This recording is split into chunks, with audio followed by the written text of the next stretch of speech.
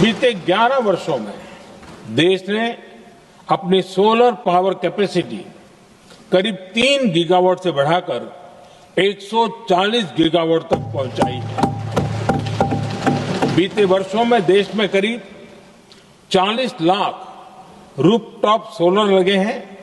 इसमें पीएम सूर्यघर मुफ्त बिजली योजना से भी लोगों को काफी मदद मिली है। गोवर्धन योजना के तहत देश में आज 200 कॉम्प्रेस्ड बायोगैस प्लांट भी काम करना शुरू कर चुके हैं। ये सारे प्रयास आज देश के बहुत काम आ रहे हैं। सरकार ने भविष्य की तैयारी और बढ़ाते हुए शांति एक्ट माध्यम से देश में न्यूक्लियर एनर्जी के उत्पादन को भी प्रोत्साहित किया है। कुछ ही दिन पहले small hydro power development scheme को भी हरी झंडी दी गई है, जिससे अगले 5 वर्षों में 1500 मेगावाट नई हाइड्रो पावर कैपेसिटी जोड़ी जाएगी। आदरणीय अध्यक्ष जी, जहां तक डिप्लोमेसी की बात है, भारत की भूमिका स्पष्ट है।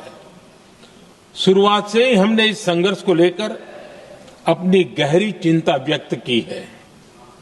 मैंने स्वयं भी पश्चिम एशिया की सभी संबंधित नेताओं से बातचीत की है। मैंने सभी से तनाव को कम करने और इस संघर्ष को खत्म करने का आग्रह किया है।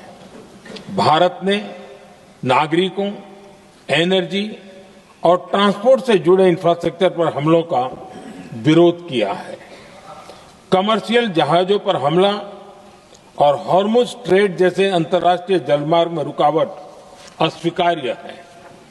भारत डिप्लोमेसी के जरिए युद्ध के इस माहौल में भी भारतीय जहाजों के सुरक्षित आवागमन के लिए निरंतर प्रयास कर रहा है। अध्यक्ष महोदय, भारत हमेशा से ही मानवता के हित में और शांति के पक्ष में अपनी आवाज उठाता रहा है। मैं फिर कहूंगा कि बातचीत और कूटनीति ही इस समस्या का समाधान है।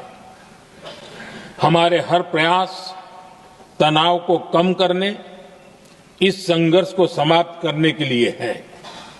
इस युद्ध में किसी के भी जीवन पर संकट मानवता के हित में नहीं है।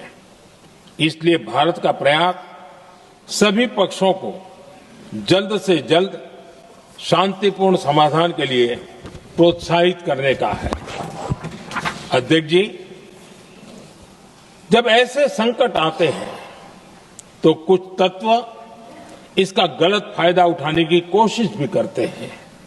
इसलिए कानून व्यवस्था सुनिश्चित करने वाली सभी एजेंसियों को अलर्ट पर रखा गया है। कोस्टल सिक्योरिटी हो, बॉर्डर सिक्योरिटी हो, साइबर सिक्योरिटी हो, स्ट्रेटेजिक इंस्टॉलेशंस हो, सबकी सुरक्षा को और मजबूत किया जा रहा है। अध्यक्ष जी, इस युद्ध के कारण दुनिया में जो कठिन हालात बने हैं, उनका प्रभाव लंबे समय तक बने रहने की आशंका है।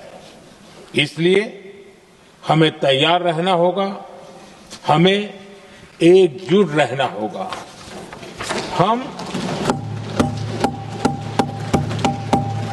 हम कोरोना के समय भी एकजुटता से ऐसी चुनौतियों का सामना कर चुके हैं। अब हमें फिर से उसी तरह तैयार रहने की आवश्यकता है।